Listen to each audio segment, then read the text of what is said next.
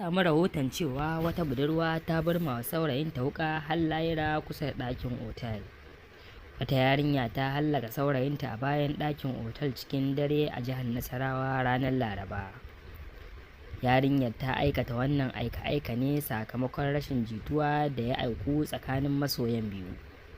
An garzaya da ita babban birnin jihar lafiya domin gudanar da bincike mai zurfi da kuma hukunci. To jama'a, sai ku biyo mu domin cikakken wannan rahoton.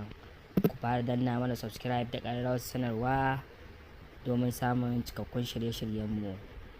A jihar lafiya, jami'an 'yan sandan jihar Nasarawa sun ɗamƙe wata budurwa mai suna Alice Mulak kan laifin kashe saurayinta a unguwar Mararraba da ke ƙaramar hukumar Karu ta jihar.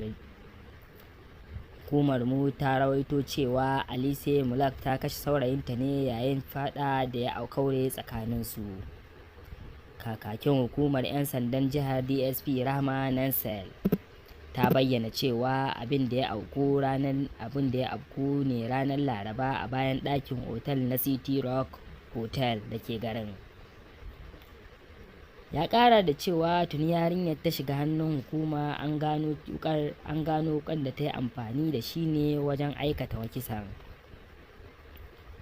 Binciken farko da aka gudanar ya nuna cewa wannan abu ya faru ne bayan City Rock Hotel a Mararraba misalin karfe 3:30 na dare, lokacin da mamacin da budurwarsa suka samu saɓani. Hukumar 'yan sanda ta kama wuƙar da yarinyar ta yi amfani da shi wajen kashe saurayin nata,